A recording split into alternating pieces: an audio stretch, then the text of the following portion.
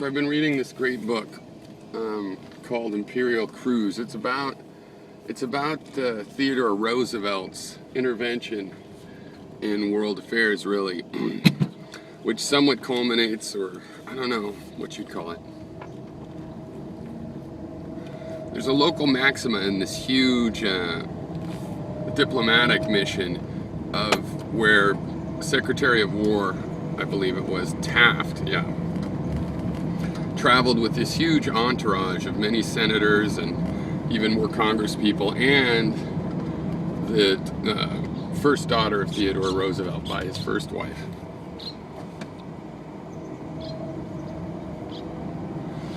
And, you know, I've read before some of the terrible things that happened in the Philippines, but reading some of the details again and the reasons, the thinking from the letters of Theodore Roosevelt, it's not very sympathetic to him. Reading it all together, it's piecing it together. I'm about 2/3 through the book. I read it, got it on my trip.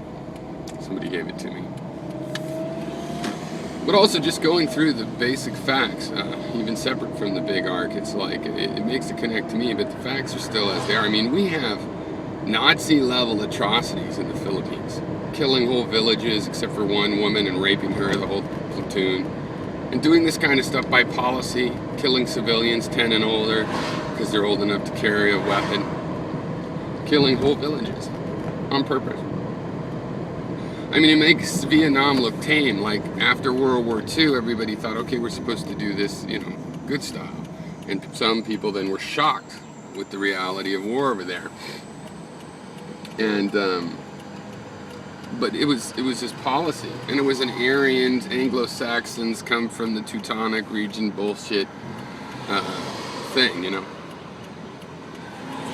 See, they thought the Zoroastrians, the Aryans with Zoroaster, went into the East and became impure because they mixed with people, but they thought the Aryans that went west, which didn't happen. They don't talk about it quite as much lately, but this is the basis of a lot of these beliefs.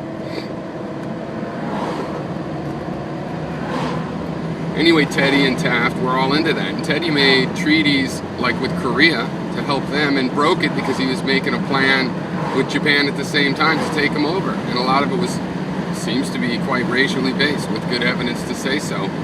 And psychotically racially based, you know, like Nazi level. So, you know, the book makes a good case for Theodore Roosevelt set us up to have problems in the Pacific to a ridiculous degree, that we had willing partners over there. We could have breaking through the trade, the era of isolation, and but we were going to take that. And so that's what got me thinking a little bit of that particular atrocity. There are so many. One tries to use the example of, you know, the Indian Wars, but there's so many stories, so many tribes, so many different ways. Some of it was militaristic, some of it was just that the local sheriff wouldn't, you know, do anything if a bunch of bandits just fucked over, raped, and pillaged some little Indian settlement of 100 people. Nothing would be done. They just let them get deteriorated to putting them in these concentration camps, which is what a reservation is. Concentration camps are originally this clever little trick of Europeans to say to locals, look, we don't want to hurt civilians, so all you civilians go over in this civilian free camp, and then anybody outside there we could kill. We know that they're not where they're supposed to be, not doing what they're told, and people have to leave their farms and their possessions and all their wealth. And, you know, it kind of fucks up the economy. Anyway, highly recommended it, the Imperial Cruise. I took a cruise to Asia.